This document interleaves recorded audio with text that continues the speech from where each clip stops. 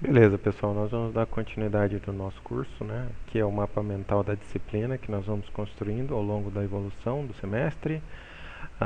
Então, estamos nessa sequência didática sobre cargas elétricas, já vimos a importância da eletricidade, um breve histórico, um pouquinho de estrutura da matéria. Hoje nós vamos nos concentrar um pouquinho mais aí no valor da carga alimentar e no experimento de Alessandro Volta. Então beleza, gente. Hoje nós vamos falar então tratar um pouquinho da medida da carga elétrica e da experiência de Alessandro Volta. Beleza, pessoal. Esse aqui então é meu plano de aula. Eu espero, como objetivo, que no final dessa aula você seja capaz de conhecer o valor da carga alimentar, aplicar esses conceitos aprendidos para fazer algumas previsões ou algumas confirmações. E descrever a experiência de volta, né, e suas conclusões. Então beleza, pessoal, como eu gosto de fazer nos meus vídeos, vou falar um pouquinho, vou fazer uma breve introdução sobre aqueles assuntos que nós vamos tratar, né. Aqui nessa tela achei legal de exibir, para que você já tenha um primeiro contato, um aparato experimental utilizado na experiência da gota de óleo realizada pelo Millikan, na qual ele foi capaz de determinar que as cargas dessas gotas eram sempre múltiplos, né, de um valor elementar. Aqui nesse vídeo vocês podem ver já uma ilustração, né, uma animação que vai descrever o experimento, não de maneira rigorosa, né, de maneira um pouquinho simplificada, e aqui nesse outro vídeo acho que já tem uma descrição que é um pouquinho mais rigorosa. Vale a pena de visualizar esses vídeos aí. Aí com relação aí nessa tela que vocês estão vendo já é um instantâneo de um outro vídeo no qual se realiza a experiência de Millikan. Aqui o que vocês estão vendo é exatamente a visão que o experimentador tem ao observar através de um microscópio as gotas de óleo se deslocando através da câmara do aparato experimental. Então bastante interessante, por favor deem uma olhada aí. Com relação aí ao Alessandro Volta, achei interessante de falar um pouquinho sobre a vida dele. Então eu peço que vocês assistam esse vídeo, né, no qual tem um documentário lá que vai falar sobre vida e obra do Alessandro Volta. Aqui eu coloquei um instantâneo desse vídeo no qual se exibe aí uma publicação científica que ele fez relativa à eletricidade na idade de 24 anos. O que mostra o quanto esse cientista estava engajado, né, no desenvolvimento dos conceitos de eletricidade à época. E foi muito importante para promover avanços nas noções que nós tínhamos a respeito de eletricidade. E aqui, né, um instantâneo do mesmo vídeo no qual se faz uma dramatização da experiência que ele realizou na hora de construir a pilha, né? Foi então uma das versões desse experimento em que ele pôde produzir aí uma corrente elétrica, uma centelha, né, elétrica, ao conectar as extremidades dessa pilha aí que ele construiu. Bastante interessante, pessoal. Dêem uma olhada nesse vídeo também, acho que vale a pena. Então tá bom, pessoal, nós vamos falar um pouquinho aí da experiência na qual se realizou a medida da carga elétrica. Como introdução, vamos falar um pouquinho sobre prótons e elétrons. É um resultado experimental bastante conhecido, que a carga do próton ela é um valor positivo de uma carga que a gente chama de carga elementar.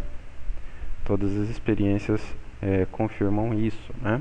Todos os prótons têm uma carga positiva desse valor. Já os elétrons têm uma carga que é o negativo desse valor, então menos carga elementar. A carga elétrica Q de um sistema vai ser então determinada pela diferença entre o número de prótons e o número de elétrons. Se o número de prótons for maior que o número de elétrons, essa carga elétrica vai ser um múltiplo positivo da carga elementar. E em caso contrário, vai ser um múltiplo negativo de uma carga elementar. Né? Isso decorre, é claro, dessa propriedade aqui de prótons e elétrons. Né? Só pode existir um número inteiro de prótons e um número inteiro de elétrons. Então, essa diferença aqui vai ser com certeza um número inteiro, ou positivo, se os prótons forem em quantidade maior que os elétrons, ou negativo em caso contrário. Então, O resultado disso é que a carga de um sistema, a carga total de um sistema, só pode ser um múltiplo também ela dessa carga elementar. Então, pessoal, Millikan realizou um experimento no qual ele foi capaz de determinar essa carga elétrica elementar, e ela tem esse valor, 1.6 vezes 10 a menos 19 Coulomb. Então, essa unidade de medida Coulomb foi designada dessa forma em homenagem a Charles Coulomb, um físico que realizou experimentos sobre força elétrica. Então, ele nos ajudou a entender quais são as propriedades da força elétrica, do que ela depende. Então, em homenagem a ele, a unidade de carga elétrica foi denotada por C de Coulomb. Na química, há uma relação entre a notação usada na carga dos íons e essa carga elementar aí. Quando se diz lá que a carga de um íon é mais ou menos 1, significa que essa carga é de mais ou menos 1 vezes esse valor aqui da carga elementar. Então lá está se abreviando essa notação, fazendo referência ao valor da carga elétrica elementar. Então mais ou menos 1 é mais ou menos 1E, mais ou menos 2 mais ou menos 2E, né? E mais ou menos 3 é mais ou menos 3E. Vejam também aqui a importância de conhecer bem e dominar a notação científica, né, que vocês viram no primeiro semestre. Ela vai ser fundamental para fazer as contas com esse valor aqui. Então, tratando de novo aí da química, né, se tivermos considerando aí cátions, o número de prótons vai ser maior que o número de elétrons, e aí a carga desse sistema vai ser positiva, e no caso de ânions, né, como o número de elétrons vai ser superior ao número de prótons, a carga vai ser negativa. Pessoal, agora a gente vai falar um pouquinho sobre a experiência do Alessandro Volta.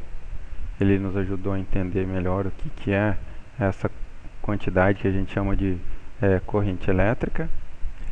Vamos apontar então inicialmente que fenômenos elétricos só são observados em sistemas eletrizados. Sistemas eletricamente neutros, como são a maioria das coisas, não propiciam a observação desses fenômenos, né? A gente não observa fenômenos elétricos com sistemas neutros. E o Alessandro Volta começou a fazer experiências em sistemas eletrizados bem simples, como foi demonstrado lá no vídeo que eu postei nas telas anteriores, né, que eu mostrei nas telas anteriores. Ele colocou numa solução salina 2 pedaços de metais diferentes, e aí encostou a língua, digamos assim, fechou o contato entre esses dois metais, e aí ele percebeu um efeito bastante interessante, um formigamento, e ele sentiu um sabor diferente, né? Então ele começou a perceber que havia algo de diferente acontecendo aí nesses sistemas. E aí, com a evolução das suas experiências, ele foi capaz de construir a primeira pilha voltaica, né? Que é uma pilha formada aqui por placas de, acho que é níquel e placas de zinco e cobre, tá, justapostas aí, e que foram conectadas por um fio metálico. Após essa conexão ser concluída, o Alessandro Volta percebeu que aparecia uma corrente elétrica, uma centelha nesse sistema. Então ele foi o primeiro a perceber, a produzir, né, uma corrente elétrica num aparato artificial. Então vamos falar um pouquinho da diferença aí de condutores isolantes, que vão estar muito ligados com o que a gente acabou de ver. Beleza, então agora a gente vai tratar de condutores isolantes, que tem bastante a ver com essa pilha aqui. A gente pode dizer, a grosso modo, que a corrente elétrica ela tem a ver com um fluxo líquido de elétrons. Então, quando se sujeita um fio condutor a uma perturbação desse tipo, elétrica, né, isso vai produzir um movimento líquido das cargas que são livres nesse fiozinho condutor para se deslocarem de um ponto ao outro, tá? Então, nessa representação esquemática aqui, o que está se tentando demonstrar é que nesse fiozinho, pedaço de fiozinho condutor, foi estabelecida uma perturbação elétrica, que a gente vai ver que ou a gente pode chamar isso de campo elétrico, ou a gente pode chamar isso de diferença de potencial. Vão ser ambas nomenclaturas distintas para basicamente a mesma perturbação, digamos assim. Mas o importante é que quando ela se estabelece entre as extremidades de um fiozinho condutor, então começa a haver um fluxo, um movimento de cargas, tá? A gente vai ver que tem um sentido convencional e tem um sentido que é o real para esse movimento, tá?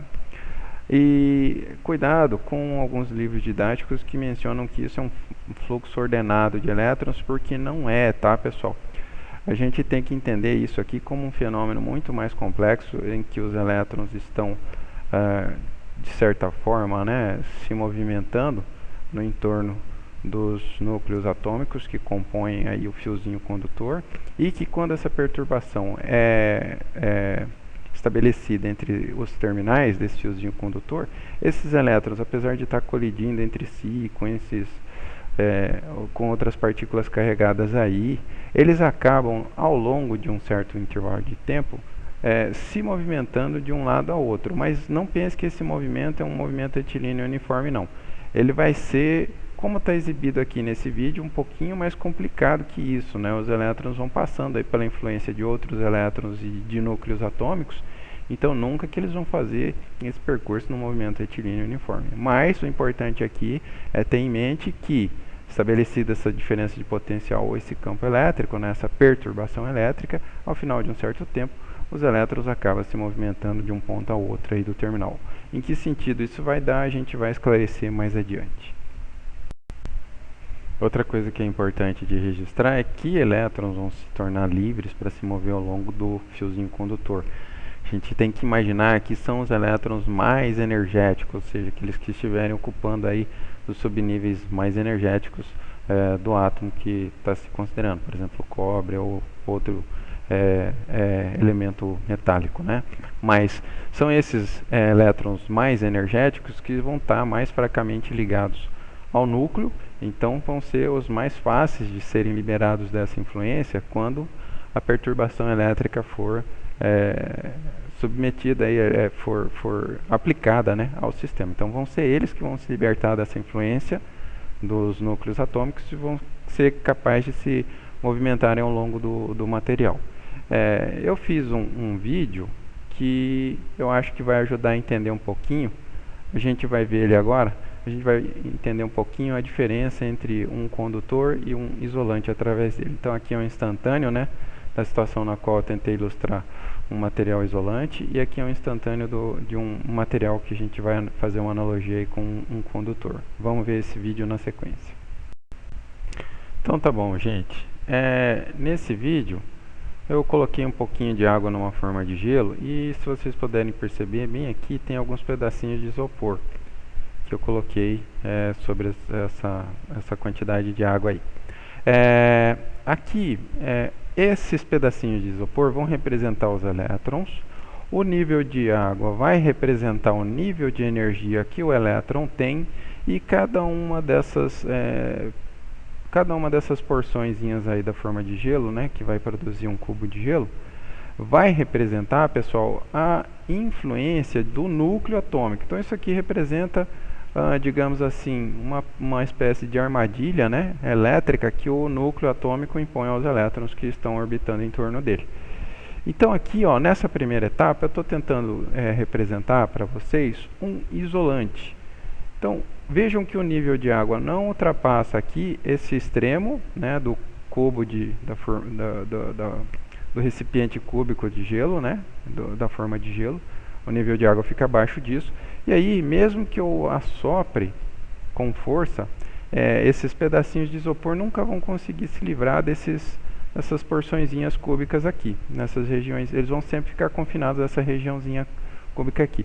O que eu estou tentando representar com isso? Estou tentando representar que aqueles elétrons que tiverem menor energia vão estar mais ligados ao núcleo atômico, e mesmo que você estabeleça aí uma perturbação elétrica no sistema, que está sendo representada pelo vento, né, eles não vão ser libertados da influência dos átomos, eles vão ficar presos nos átomos, eles não vão conseguir se deslocar de um átomo a outro. Vai ficar sem o áudio aí, mas vocês vão ver a superfície da água tremulando agora. Eu estou assoprando aqui no sistema, e aí vejam, a partícula, o pedacinho de isopor não consegue passar de uma forminha para outra, né? Então ele está preso aqui. É o que acontece com os elétrons menos energéticos. Agora a gente vai ver uma outra situação. Vamos avançar um pouquinho aí, ó. Vejam que a perturbação não foi capaz de liberar esse pedacinho de isopor. Mas agora nessa outra condição vocês percebam que eu enchi mais a forma com água e agora o nível da água ultrapassa essa extremidade aqui, essas porçõezinhas onde vão se formar os cubos de gelo. Agora vai acontecer algo diferente. Então qual que é a analogia que eu estou tentando estabelecer aí? Esses pedacinhos de isopor, nesse nível de água mais alto, representam, cumprem um papel do elétron mais energético, que a gente viu na tela anterior. Veja agora que se eu assoprar, né, esses pedacinhos de isopor, eles vão conseguir se movimentar de uma forminha para outra, de um pedacinho a outro aí. Vejam. Então agora eu vou assoprar. Opa, passou. Olha lá, ó. Tá passando, ó, tá indo. Então, gente, se o elétron for bastante energético, como por exemplo, esse isopor aqui, digamos assim, né, está num nível grande de água, se você soprar ele consegue ir de uma forminha a outra, de um pedacinho da forma a outra. Então ele consegue, isso está tentando representar, fazer uma analogia com um elétron mais energético dos átomos. Eles estão mais fracamente ligados, e aí se você aplicar uma perturbação elétrica, você vai conseguir fazer com que eles se movimentem, né? Mas outra coisa que eu queria chamar a atenção aqui é que aqui também o movimento não foi um movimento retilíneo uniforme, né? Vejam que ocorreram alguns entraves aí para livre passagem desses pedacinhos de isopor, e assim também é com os elétrons mais energéticos, né? Os elétrons que a gente pode chamar de livres num material condutor. Eles vão se movimentando de um íon a outro, aliás, de um átomo a outro, mas não sem experimentar colisões, experimentar em um movimento caótico. Mas se você esperar um tempo suficiente, você vai perceber que ele vai se deslocar de um ponto a outro aí dessa forma de gelo, assim como os elétrons mais energéticos vão acabar se deslocando de um ponto a outro do fio condutor. Então essa era a analogia que eu queria estabelecer para mostrar a diferença entre condutores e isolantes, né? Nos condutores os elétrons têm pouca energia, então mesmo aplicando uma perturbação aqui, eles não são capazes de se livrar da influência dos núcleos, então não conseguem se movimentar livremente ao longo do material, né? E nos condutores eles têm bastante energia, estão fracamente ligados. Se você aplicar uma perturbação elétrica, eles vão conseguir se mover, produzindo aí o que nós chamamos de corrente elétrica. Então, para concluir, gente, eu queria falar sobre tipos de corrente, tá? Essa corrente que a gente acabou de considerar aí é chamada de corrente eletrônica. Ela é produzida pelos elétrons livres em materiais condutores, tá? Em geral são sólidos, né? Existem as correntes que são chamadas de correntes iônicas, na qual elas são produzidas pelo movimento de íons, como ocorre em soluções eletrolíticas. Então soluções aqui, por exemplo, etanol não tem condutividade, tá? Aqui já aparece, eu acho que cloreto de potássio, onde há essa condutividade, os íons conseguem se movimentar. E aqui há uma solução ácida que tem uma condutividade baixa, tá? Então poucos dos íons são capazes de movimentar quando se apresenta aí uma perturbação elétrica no sistema. Então são os tipos de corrente que a gente está vendo. O último é a misto, né, em que a corrente é produzida tanto por elétrons quanto por íons, como ocorre nas lâmpadas fluorescentes, né? Esses gases ionizados aqui acabam produzindo corrente tanto pelo movimento de elétrons livres quanto pelo movimento dos íons. Então eu acho que é isso, e eu vou ficar à disposição para tirar as dúvidas aí, e até o nosso próximo encontro. Meu muito obrigado.